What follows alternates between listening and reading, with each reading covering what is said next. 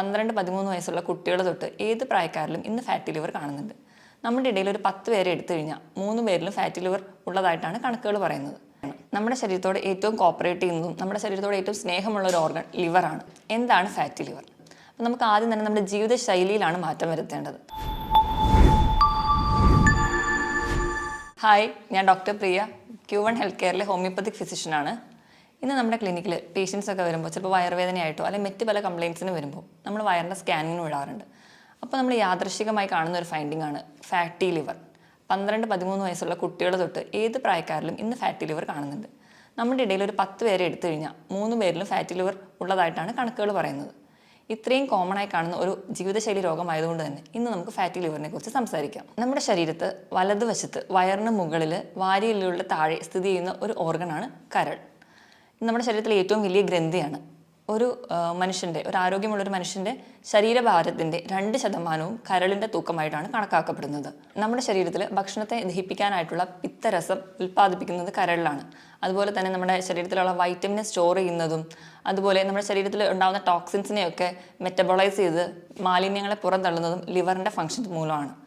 അതുപോലെ നമ്മുടെ ശരീരത്തിൽ കൊളസ്ട്രോൾ ഉൽപ്പാദിപ്പിക്കുന്നതും ലിവറിൻ്റെ സഹായത്തോടെയാണ്. നമ്മുടെ ശരീരത്തോട് ഏറ്റവും കോപ്പറേറ്റ് ചെയ്യുന്നതും നമ്മുടെ ശരീരത്തോട് ഏറ്റവും സ്നേഹമുള്ള ഒരു ഓർഗൻ ലിവറാണ്. അതെന്തുകൊണ്ടെന്നാൽ നമ്മുടെ ലിവറിന് എന്തെങ്കിലും ചെറിയ ഇൻഫെക്ഷൻസ് ഒക്കെ വന്നു കഴിഞ്ഞാൽ നമ്മൾ ആ ഇൻഫെക്ഷൻസ് മാറ്റിയാൽ ലിവർ തന്നെ സുഖപ്പെടുത്താൻ വേണ്ടി ശ്രമിക്കും. മിക്ക രോഗങ്ങളും ലക്ഷണങ്ങളൊന്നും കൂടാതെ അത് സ്വന്തം തന്നെ ചികിത്സിക്കും. അതുപോലെ തന്നെ നമ്മുടെ ലിവർ ഒരു അസുഖം വന്ന് പകുതി മുറിച്ച് മാറ്റിയാലും അതിന് സ്വന്തം പ്രോഗ്രസ് ചെയ്ത് വർക്ക് ചെയ്യാനുള്ള ഒരു കഴിവ് ലിവറിനുണ്ട്. അതുകൊണ്ട് തന്നെയാണ് നമ്മൾ ഇന്ന് ലിവർ ട്രാൻസ്പ്ലാന്റേഷനൊക്കെ സുഖകരമായിട്ട് നടത്തുന്നത്. ഇനി നമുക്ക് വിഷയത്തിലേക്ക് വരാം. എന്താണ് ഫാറ്റി ലിവർ? നമ്മുടെ ലിവറിൻ്റെ കോശങ്ങളിൽ കൊഴുപ്പടിയുന്ന അവസ്ഥയാണ് ഫാറ്റി ലിവർ. ചെറിയ തോതിലുള്ള കൊഴുപ്പൊക്കെ അടിയുന്നത് സാധാരണമാണ്. പക്ഷെ നമ്മുടെ കരളിൻ്റെ ഭാരത്തിനേക്കാളും ഒരു 5 മുതൽ 10% കൊഴുപ്പ് അടിയുമ്പോഴാണ് നമ്മൾ ഫാറ്റി ലിവർ എന്ന കണ്ടീഷനിലോട്ട് പോകുന്നത്. ഇത് തന്നെ നമ്മൾ വേണ്ട രീതിയിലൊന്നും ശ്രദ്ധിക്കാതിരുന്നു കഴിഞ്ഞാൽ അത് ഒരു കംപ്ലീറ്റ് ലിവർ ഫെയിലിയറിലോട്ട് പോകും. ഇനി എന്തുകൊണ്ടൊക്കെയാണ് ഫാറ്റി ലിവർ ഉണ്ടാകുന്നത് നോക്കാം. ഏറ്റവും പ്രധാനപ്പെട്ട കാരണം മദ്യപാനമാണ്. ഇങ്ങനെ ഉണ്ടാകുന്ന ഫാറ്റി ലിവറെ നമ്മൾ ആൽക്കഹോളിക് ഫാറ്റി ലിവർ എന്നാണ് പറയുന്നത്. നമ്മൾ കഴിക്കുന്ന മദ്യം അത് നമ്മുടെ ലിവറിൽ എത്തുകയും അത് ആൽക്കഹോൾ നമ്മൾ അസറ്റാൽഡിഹൈഡ് എന്ന് പറയുന്ന ഒരു കോമ്പൗണ്ടായിട്ട് കൺവേർട്ട് ചെയ്യും. ഈ അസറ്റാൽഡിഹൈഡ് വിഘടിച്ച് അസറ്റേറ്റ് ആവും. ഈ അസറ്റേറ്റ് വീണ്ടും വിഘടനം സംഭവിച്ച് വാട്ടറായും കാർബൺ ഡൈ ഓക്സൈഡ് ആയിട്ടാണ് നമ്മുടെ ശരീരത്തിൽ നിന്ന് പുറന്തള്ളുന്നത്. ഇതിനിടയിൽ ഉണ്ടാകുന്ന അസറ്റാൽഡിഹൈഡ് എന്ന് പറയുന്ന ഒരു കോമ്പൗണ്ട് അതൊരു ടോക്സിക് സബ്സ്റ്റൻസ് ആണ്. അത് നമുക്ക് ക്യാൻസർ വരെയുള്ള ഉണ്ടാക്കാനുള്ള ശേഷിയുണ്ട്. ഈ കോമ്പൗണ്ട് നമ്മുടെ ലിവറിൻ്റെ കോശങ്ങളെ നശിപ്പിക്കുന്നു. അതുവഴിയാണ് നമുക്ക് ഫാറ്റി ലിവർ ഉണ്ടാകുന്നത്. രണ്ടാമതായി പറയുന്ന ഒരു ഗ്രൂപ്പ് ഓഫ് കണ്ടീഷനാണ് നോൺ ആൽക്കഹോളിക് ഫാറ്റി ലിവർ, മദ്യപാനമല്ലാത്ത മറ്റു കാരണങ്ങൾ. അതിൽ ഏറ്റവും പ്രധാനപ്പെട്ട കാരണം നമ്മുടെ അമിതമായിട്ടുള്ള ഭക്ഷണം കഴിക്കുന്നതാണ്. നമ്മുടെ ശരീരത്തിൻ്റെ ഊർജ്ജത്തിന് ആവശ്യത്തിലും കൂടുതൽ നമ്മൾ ഭക്ഷണം കഴിക്കുമ്പോൾ അത് നമ്മുടെ ശരീരത്തിൽ കൊഴുപ്പായി അടിയുന്നു. ഇത് നമുക്ക് ആദ്യം ഒക്കെ അമിതവണ്ണമായിട്ട് പ്രസൻറ്റ് ചെയ്യും. വീണ്ടും ഈ കൊഴുപ്പ് കൂടുമ്പോൾ അത് നമ്മുടെ ലിവറിലെ കോശങ്ങളിൽ കിട്ടിക്കിടന്ന് നമുക്ക് ഫാറ്റി ലിവർ ഉണ്ടാകുന്നു. അപ്പം അമിതമായി ഭക്ഷണം കഴിക്കുന്നത് ഒരു കാരണമാണ്. രണ്ടാമതായിട്ട് അമിതവണ്ണം അത് ഫാറ്റി ലിവറിന് ഒരു കാരണമാണ്. അതുപോലെ നമ്മൾ നിയന്ത്രണമല്ലാതെ പോകുന്ന BP, കൊളസ്ട്രോൾ, പ്രമേഹം തുടങ്ങിയ രോഗങ്ങൾ നമുക്ക് ഫാറ്റി ലിവറിലോട്ട് എത്തിക്കാം. അതുപോലെ തന്നെയാണ് മെറ്റബോളിക് സിൻഡ്രോം. മെറ്റബോളിക് സിൻഡ്രോം എന്ന് പറയുമ്പോൾ അമിതവണ്ണവും പ്രമേഹവും ഉയർന്ന രക്തസമ്മർദ്ദവും കൊളസ്ട്രോൾ കൂടി നിൽക്കുന്ന അവസ്ഥയും കൂടി ചേരുന്ന ഒരു ഗ്രൂപ്പ് ഓഫ് കണ്ടീഷനാണ്. ഇതും നമുക്ക് ഫാറ്റി ലിവർ ഉണ്ടാക്കുന്നു. അതുപോലെ തന്നെ നമ്മൾ സ്വയം ചികിത്സിക്കുന്ന പെയിൻ കില്ലേഴ്സ് കഴിക്കുക, അതുപോലെ തന്നെ ചില സ്റ്റിറോയിഡ്സും ചില ആൻറ്റി ഡിപ്രസീവ് ഡ്രഗ്സ് കഴിക്കുന്നവരിലും ഫാറ്റി ലിവർ ഉണ്ടാകുന്നതായി കാണാം. ഇതിനോടൊപ്പം തന്നെ irritable bowel disease, ulcerative colitis പോലെയുള്ള രോഗങ്ങളും ഫാറ്റി ലിവർ ഉണ്ടാക്കുന്നു. അതുപോലെ നമ്മൾ അമിതവണ്ണം കുറയ്ക്കാനായിട്ട് ചെയ്യുന്ന ബീറിയാട്രിക് സർജറികൾ, അതുപോലെ പെട്ടെന്ന് വണ്ണം കുറയ്ക്കാൻ വേണ്ടി പട്ടിണി കിടക്കുന്നത് ഫാറ്റി ലിവർ ഉണ്ടാക്കുന്നു. ഇതിനോടൊക്കെ പുറമെ അണുബാധകൾ, ഹെപ്പറ്റൈറ്റിസ് A, B, C പോലെയുള്ള ഇൻഫെക്ഷൻസ്, മലേറിയ പോലെയുള്ള ഇൻഫെക്ഷൻസും ഫാറ്റി ലിവറിന് കാരണമാണ്. ഇതുപോലെ തന്നെ പാരമ്പര്യം ഒരു ഘടകമാണ്. ചില കുടുംബങ്ങളിൽ ഈ കരൾ രോഗം ഒരു പാരമ്പര്യമായിട്ടും കാണുന്നുണ്ട്. ഇനി എന്തൊക്കെയാണ് ഫാറ്റി ലിവറിൽ കാണുന്ന ലക്ഷണങ്ങൾ എന്ന് നോക്കാം. പൊതുവെ ഈ ഫാറ്റി ലിവർ പുറത്തോടൊന്നും വലിയ ലക്ഷണങ്ങൾ കാണിക്കാറില്ല. നമ്മൾ മറ്റ് പല ആവശ്യങ്ങൾക്ക് വേണ്ടി ഒരു ബോഡി സ്കാനൊക്കെ ചെയ്യുമ്പോൾ അതിൽ യാദൃശ്ചികമായിട്ടാണ് ഫാറ്റി ലിവർ കാണാറ്. എന്നാലും ചിലരിൽ കാണുന്ന സിംറ്റംസ് എന്തൊക്കെയാണെന്ന് നോക്കാം. ഒന്നാമതായിട്ട് മഞ്ഞപ്പിത്തം. നമുക്കറിയാം നമ്മുടെ കരളിലാണ് ബിലിറൂബിൻ്റെ മെറ്റബോളിസം നടക്കുന്നത്. ഇത് നടക്കാതെ വരുമ്പോൾ ഇത് നമ്മുടെ സ്കിന്നിനടിയിൽ അടിയുന്നു. ഇതാണ് നമുക്ക് മഞ്ഞപ്പിത്തം ഉണ്ടാകാനുള്ള കാരണം. രണ്ടാമത്തെ ഒരു ഫീച്ചറാണ് വയറ് വീർത്ത് വരിക. അതുപോലെ വയറ് ഉന്തി വരുന്നത്. ഒരു 90% വയറ് ചാടി വരലും ഫാറ്റി ലിവർ ഉള്ളതായിട്ടാണ് കാണുന്നത്. മൂന്നാമത്തെ ഫീച്ചറാണ് വയറുവേദന. അത് ഒരുപാട് പേർക്കും വയറുവേദനയായിട്ടായിരിക്കില്ല, പക്ഷേ ആ ലിവറിൻ്റെ ഭാഗത്ത് ഒരു ഡിസ്കംഫർട്ട്, ഒരു അസ്വസ്ഥതയായിട്ട് കാണാം. നാലാമതായിട്ട് കാണുന്ന ഒരു ഫീച്ചറാണ് രക്തം കട്ട പിടിക്കാതെ പോവുക. ഇപ്പം മൂക്കിൽ നിന്നൊക്കെ ചെറിയ രക്തക്കൊഴലുകൾ പൊട്ടി അത് ഒലിക്കുന്നതായിട്ട് കാണാം. ഇതിന് കാരണം എന്താണെന്ന് വെച്ച് കഴിഞ്ഞാൽ നമ്മുടെ ലിവറിൽ ആണ് നമ്മുടെ രക്തം കട്ട പിടിക്കാനായിട്ടുള്ള പ്രോട്ടീനുകൾ ഉണ്ടാവുന്നത്. അപ്പോൾ നമുക്ക് ഫാറ്റി ലിവറൊക്കെ വന്ന് ലിവർ കോശങ്ങൾ നശിക്കുന്നത് വഴി ഈ പ്രോട്ടീൻ്റെ ഉൽപ്പാദനം നടക്കാതെ വരുന്നു. ഇത് കാരണം നമുക്ക് ചെറിയ ബ്ലീഡിംഗ് ഒക്കെ കാണിക്കാം. അതുപോലെ തന്നെ വിശപ്പില്ലായ്മ, അല്ലെങ്കിൽ ഭക്ഷണം കാണുമ്പോൾ ഓക്കാനം, ഛർദിലൊക്കെ വരിക, അതുപോലെ ഭയങ്കര ക്ഷീണം, കിതപ്പ്, ഇതൊക്കെ നമുക്ക് ഫാറ്റി ലിവറിലുള്ളവരിൽ കാണാറുണ്ട്. ഇനി നമുക്ക് എങ്ങനെയാണ് ഫാറ്റി ലിവറിനെ ഗ്രേഡ് ചെയ്യുന്നത് നോക്കാം. പ്രധാനമായും ഫാറ്റി ലിവറിനെ നമ്മൾ 4 ഗ്രേഡായിട്ടാണ് ഡിവൈഡ് ചെയ്യുന്നത്. അതിൽ ഫസ്റ്റ് വൺ ആണ് മൈൽഡ് ടൈപ്പ്. മൈൽഡ് ടൈപ്പ് എന്ന് പറയുമ്പോൾ വ്യായാമം ചെയ്യാത്തതുകൊണ്ടും അന്നജത്തിൻ്റെ അളവ് കൂടുതലായി ചെല്ലുന്നതുകൊണ്ടാണ് mild type of fatty liver ഉണ്ടാകുന്നത്. രണ്ടാമത്തെ ഗ്രേഡ് 1. കരളിൻ്റെ 8% കൊഴുപ്പടിഞ്ഞിട്ടുണ്ടെങ്കിൽ ഗ്രേഡ് 1 എന്നും, കരളിൽ 12% കൊഴുപ്പടിഞ്ഞിട്ടുണ്ടെങ്കിൽ ഗ്രേഡ് 2 എന്നും, കരളിൽ 15% കൊഴുപ്പടിഞ്ഞിട്ടുണ്ടെങ്കിൽ അതിനെ ഗ്രേഡ് 3 എന്നും നമ്മൾ ഡിവൈഡ് ചെയ്തിട്ടുണ്ട്. ഇനി നമുക്ക് ഫാറ്റി ലിവറിനെ എങ്ങനെയൊക്കെ ഗ്രേഡ് ചെയ്യാമെന്ന് നോക്കാം. അതിൽ ഫസ്റ്റ് ടൈപ്പാണ് മൈൽഡ് ടൈപ്പ്. മൈൽഡ് ടൈപ്പ് എന്ന് പറയുമ്പോൾ അന്നജത്തിൻ്റെ അളവ് കൂടുതലായി കഴിക്കുന്നതുകൊണ്ടും വ്യായാമക്കുറവ് മൂലം ഉണ്ടാവുന്നതാണ്. ഗ്രേഡ് 1 എന്ന് പറയുമ്പോൾ 8% കൊഴുപ്പടിയുമ്പോഴാണ് ഗ്രേഡ് 1 എന്ന് പറയുന്നത്. 12% കരളിൽ കൊഴുപ്പടിഞ്ഞിട്ടുണ്ടെങ്കിൽ അതിന് ഗ്രേഡ് 2 എന്നും, 15% അടിഞ്ഞിട്ടുണ്ടെങ്കിൽ അതിന് ഗ്രേഡ് 3 എന്നും തരംതിരിച്ചിട്ടുണ്ട്. ഇത് കഴിഞ്ഞു പോകുന്ന സ്റ്റേജാണ് ലിവർ സിറോസിസും അതുപോലെ തന്നെ ലിവർ ഫെയിലിയറിലോട്ട് എത്തുന്നത്. ഇനി നമുക്ക് എങ്ങനെയാണ് ഒരു ഫാറ്റി ലിവർ പ്രോഗ്രസ് ചെയ്യുന്നത് നോക്കാം. നമ്മൾ അമിതമായി ഭക്ഷണം കഴിക്കുമ്പോൾ, വിശപ്പ് അറിയാതെ തന്നെ ഭക്ഷണം കഴിക്കുമ്പോൾ കൊഴുപ്പിൻ്റെ അളവ് കൂടും. ഈ കൊഴുപ്പ് നമ്മുടെ കരളിൻ്റെ കോശങ്ങളിൽ അടിയാൻ തുടങ്ങും. ഈ ഒരു സ്റ്റേജിന് നമ്മൾ ഫാറ്റി ലിവർ, അതാണ് ഫസ്റ്റ് സ്റ്റേജ്, ഫാറ്റി ലിവർ എന്ന് പറയും. ഈ ഫാറ്റി ലിവർ കാരണം കോശങ്ങളിൽ നീർക്കെട്ടുകൾ ഉണ്ടാവുന്നു. ഈ കൊഴുപ്പടിയുന്നതിൻ്റെ ഭാഗമായിട്ട് നീർക്കെട്ടുകൾ ഉണ്ടാവുന്നു. ഈ നീർക്കെട്ടുകൾ കരളിൻ്റെ കോശങ്ങൾക്ക് ഫൈബ്രോസിസ് അല്ലെങ്കിൽ സ്കാറിങ് ഫോം ചെയ്യും.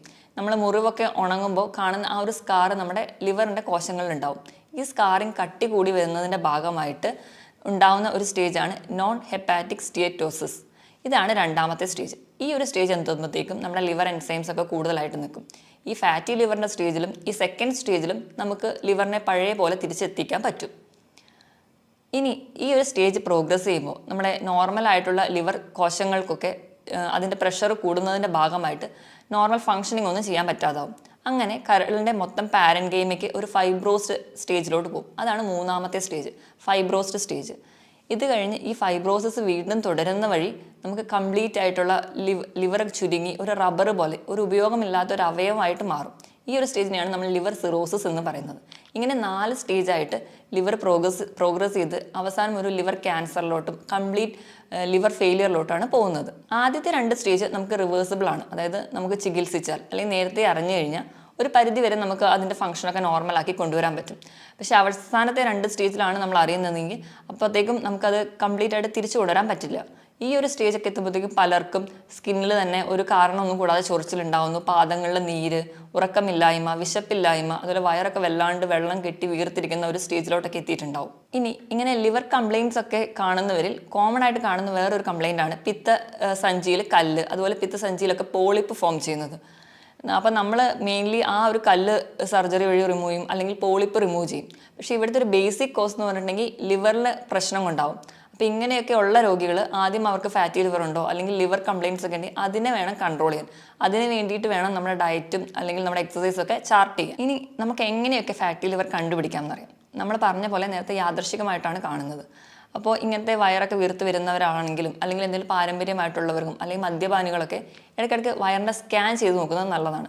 വയറിൻ്റെ സ്കാൻ ചെയ്യുമ്പോൾ ആ ലിവറിൻ്റെ സൈസ് കൂടി നിൽക്കുന്നതായിട്ട് കാണാം. രണ്ടാമതായിട്ട് നമുക്ക് ലിവർ ഫംഗ്ഷൻ ടെസ്റ്റ് ചെയ്യാം. അപ്പം നമുക്കൊരു ഹെപ്പാറ്റിക് സ്റ്റേജിലൊക്കെയാണ് നിൽക്കുന്നതെങ്കിൽ ലിവർ എൻസൈംസ് ആയിട്ടുള്ള SGOT, SGPT-ൻ്റെയൊക്കെ വാല്യൂ കൂടുതലായിട്ട് നിൽക്കുന്നത് കാണാം. മൂന്നാമതായിട്ട് നമുക്ക് എന്തെങ്കിലും എൻഡോസ്കോപ്പികൾ ചെയ്യാം. എൻഡോസ്കോപ്പി ചെയ്യുന്നത് വഴി നമുക്ക് വേറെ എന്തെങ്കിലും കോംപ്ലിക്കേഷൻസിലോട്ട് ഈ ഫാറ്റി ലിവർ എത്തിയോ എന്നറിയാം. ഈ ഫാറ്റി ലിവർ ആണ് എന്ന് ഉറപ്പിക്കാൻ വേണ്ടി നമ്മൾ ചെയ്യുന്നതാണ് ബയോപ്സി. പക്ഷേ ബയോപ്സി എപ്പോഴും നമ്മൾ ചെയ്യാറില്ല. വേറെ ഒരു കോംപ്ലിക്കേഷൻസ് ഒക്കെ എന്തെങ്കിലും ഉണ്ടെങ്കിലോ അല്ലെങ്കിൽ വേറെ ഒരു കണ്ടീഷൻ സസ്പെക്ട് ചെയ്യുന്ന ഒരു കേസിൽ മാത്രമേ നമ്മൾ ബയോപ്സിക്ക് വിടാറുള്ളൂ. അല്ലെങ്കിൽ ബയോപ്സി കൊണ്ട് ഒരുപാട് പാർശ്വഫലങ്ങൾ ഉണ്ടാകുന്നത് കൊണ്ടാണ് കോമൺ ആയിട്ട് അങ്ങ് ബയോപ്സി ചെയ്യാത്തത്. ഇനി നമുക്ക് എങ്ങനെയൊക്കെയാണ് ഫാറ്റി ലിവറിനെ മാനേജ് ചെയ്യാൻ നോക്കാം. പൊതുവേ നമ്മൾ ഇന്ത്യക്കാർക്ക് ഈ ലിവറിൻ്റെ ആരോഗ്യം കുറച്ച് കുറവാണ്. അതോടൊപ്പം തന്നെ തെറ്റായ ഭക്ഷണ രീതിയും ചിട്ടയില്ലാത്ത ജീവിതശൈലിയാണ് നമുക്ക് ഇങ്ങനെ ഫാറ്റി ലിവർ അല്ലെങ്കിൽ മറ്റ് ലിവർ രോഗങ്ങളോ ഉണ്ടാക്കുന്നത്. അപ്പോൾ നമുക്ക് ആദ്യം തന്നെ നമ്മുടെ ജീവിതശൈലിയിലാണ് മാറ്റം വരുത്തേണ്ടത്. അപ്പോൾ ഒന്നാമതായിട്ട് ഇപ്പോൾ നമുക്ക് ഫാറ്റി ലിവർ ഉണ്ട് എന്ന് അറിഞ്ഞു കഴിഞ്ഞാൽ നമ്മൾ സ്വയം ചികിത്സിക്കാതെ ഇരിക്കുകയാണ് ചെയ്യേണ്ടത്. നമ്മൾ എത്രയും പെട്ടെന്ന് ഒരു ഫിസിഷ്യനെ കാണുക. അപ്പം അവർ പറയുന്ന രീതിയിൽ നമ്മുടെ ഫുഡും അല്ലെങ്കിൽ നമ്മുടെ വ്യായാമമൊക്കെ ചിട്ടയാക്കുക. അതുവഴി നമുക്കൊരു പരിധി വരെ ഈ ലിവർ കംപ്ലയിൻസ് ഒക്കെ പ്രോഗ്രസ് ചെയ്യുന്നത് തടയാൻ പറ്റും. രണ്ടാമതായിട്ട് നമ്മൾ ആവശ്യമില്ലാതെ മരുന്ന് കഴിക്കുക. അപ്പോൾ എന്തെങ്കിലും ചെറിയ പെയിനൊക്കെ വരുമ്പോഴും നമ്മൾ ഡോക്ടറെ ഒന്നും കാണാതെ സ്വന്തമായിട്ട് പെയിൻ കില്ലേഴ്സ് കഴിക്കുന്നവരിൽ ലിവർ കംപ്ലയിൻസ് കൂടുതലായിട്ട് നിൽക്കുന്നത് കാണാം.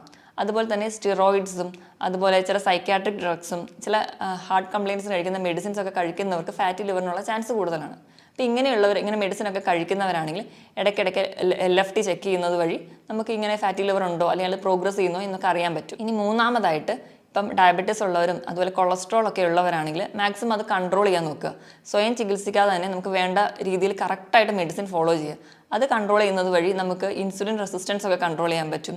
അങ്ങനെ ഇൻസുലിൻ റെസിസ്റ്റൻസ് കൺട്രോൾ ചെയ്യുന്നതുകൊണ്ട് തന്നെ നമ്മുടെ ഗ്ലൂക്കോസിൻ്റെയും കൊളസ്ട്രോളിൻ്റെയും ഒക്കെ മെറ്റബോളിസം പ്രോപ്പറായിട്ട് നടക്കും. അതുവഴി നമുക്ക് ഫാറ്റി ലിവറിനെ പ്രിവെൻറ്റ് ചെയ്യാൻ പറ്റും. ഇനി അടുത്തതായിട്ട് ഇപ്പം ഇറിറ്റബിൾ ബവൽ ഡിസീസ് അതൊക്കെ ഉള്ളവരാണെങ്കിൽ നമ്മൾ നേരത്തെ തിരിച്ചറിയുകയാണെങ്കിൽ അതിന് വേണ്ട ചികിത്സ നേടുക. അതുവഴി നമുക്ക് ആ ഒരു കോംപ്ലിക്കേഷൻ മൂലമുണ്ടാകുന്ന ഫാറ്റി ലിവറിനെ തടയാൻ പറ്റും. മദ്യപാനം, പുകവലി പോലെയുള്ള ദുശീലങ്ങളുള്ളവരാണെങ്കിൽ അത് ആദ്യം നിർത്തുക. അപ്പോൾ മദ്യപിക്കുന്നവരിലാണെങ്കിൽ അസറ്റാൽഡിഹൈഡ് എന്ന് പറയുന്നൊരു കോമ്പൗണ്ട് ഉണ്ടാകുന്നതെന്ന് നമ്മൾ പറഞ്ഞല്ലോ. അത് നമ്മുടെ ലിവർ സെൽസിനെ പിന്നെയും നശിപ്പിക്കും. അത് നമുക്ക് നമ്മുടെ കണ്ടീഷൻസ് വേഴ്സൺ ചെയ്യുകയുള്ളൂ. അതുകൊണ്ട് മദ്യപാനം ആദ്യമേ നിർത്തുക.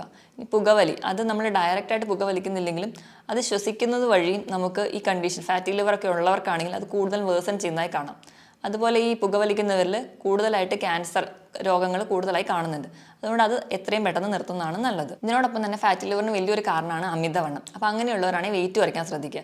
അതിനുവേണ്ടി ഉടനെ ബീറിയാട്രിക് സർജറിയോ അല്ലെങ്കിൽ പെട്ടെന്ന് പട്ടിണി കിടന്ന് വെയിറ്റ് കുറയ്ക്കുന്നത് ചെയ്യാതെ ഒരു 6 മുതൽ 10 മാസം കൊണ്ട് നമ്മുടെ ശരീരത്തിൻ്റെ വെയിറ്റ് ഒരു മാസം ഒരു 2 കിലോ വെച്ച് കുറയുന്ന രീതിയിൽ ചെറിയ തോതിൽ വെയിറ്റ് കുറയ്ക്കാൻ വേണ്ടി ശ്രദ്ധിക്കുക.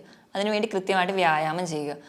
ആഴ്ചയിൽ ഒരു 5 ദിവസമെങ്കിലും ദിവസവും ഒരു 45 മിനിറ്റ് മുതൽ ഒരു മണിക്കൂർ വരെ കൃത്യമായിട്ട് വ്യായാമം ചെയ്യുക.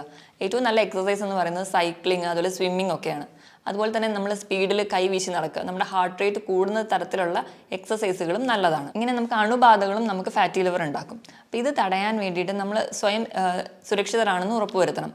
അതിനായിട്ട് നമ്മൾ ഷേവിംഗ് സെറ്റ് അതുപോലെ സിറിഞ്ച്, ബ്ലേഡ് ഇതൊക്കെ ഷെയർ ചെയ്യാതിരിക്കുക. അതുപോലെ ടാറ്റു ഒക്കെ എടുക്കുന്നവരാണെങ്കിൽ അത് ശ്രദ്ധിക്കുക. അതുപോലെ സെക്ഷലി ട്രാൻസ്മിറ്റഡ് ആയിട്ടുള്ള ഡിസീസസ് വരാതിരിക്കാൻ വേണ്ടിയിട്ട് നമ്മൾ ലൈംഗിക ബന്ധം സുരക്ഷിതമാണെന്ന് ഉറപ്പുവരുത്തണം. അതിന് വേണ്ടിയിട്ട് നമ്മൾ ഹെപ്പറ്റൈറ്റിസ് B വാക്സിനേഷൻ എടുക്കുന്നതും നല്ലതാണ്. ഇതുവഴി നമുക്ക് ഫാറ്റി ലിവർ പോലെ ഉണ്ടാകുന്ന രോഗങ്ങളെ തടയാൻ പറ്റും. ഇതോടൊപ്പം തന്നെ ഒരു 2 ലിറ്ററോളം വെള്ളം ദിവസവും കുടിക്കാൻ വേണ്ടി നമ്മൾ ശ്രദ്ധിക്കണം. ഇനി നമുക്ക് ഭക്ഷണത്തിലൂടെ എങ്ങനെ നമുക്ക് ഫാറ്റി ലിവർ മാനേജ് ചെയ്യാൻ നോക്കാം. ആദ്യം എന്തൊക്കെ ഭക്ഷണം നമ്മൾ അവോയ്ഡ് ചെയ്യണമെന്ന് നോക്കണം.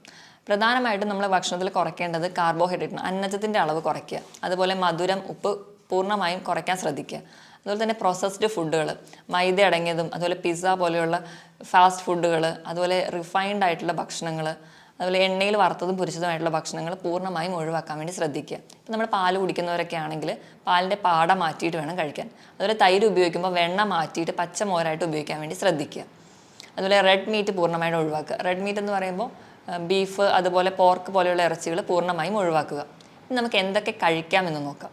മെയിൻലി നമ്മൾ കഴിക്കാൻ ഏറ്റവും നല്ലതെന്ന് പറഞ്ഞാൽ വെജിറ്റബിൾസും ഫ്രൂട്ട്സും കൂടുതലായിട്ട് കഴിക്കുക. അപ്പോൾ നമ്മുടെ ശരീരത്തിൽ വേണ്ട ഫൈബേഴ്സൊക്കെ കൂടുതലായിട്ട് ചെല്ലും. അപ്പോൾ നമ്മുടെ ദഹനമൊക്കെ പ്രോപ്പറായിട്ട് നടക്കാനും സഹായിക്കും. അതുപോലെ തന്നെ നമ്മൾ പ്രധാനമായും പറയുന്ന 3 ഭക്ഷണങ്ങൾ എന്ന് പറയുന്നത് ഒന്ന് കോഫിയാണ്. കോഫി അതിലെ ബ്ലാക്ക് കോഫിയാണ്. പാലൊന്നും ഉപയോഗിക്കാതെ മധുരം കുറച്ച് കഴിക്കുന്ന കോഫി ലിവർ ഡിസീസിന് നല്ലതാണ്. രണ്ടാമതായിട്ട് വൈറ്റമിൻ സി മെയിൻലി നാരങ്ങ, ഓറഞ്ച് മുതലായ ഫ്രൂട്ട്സ്.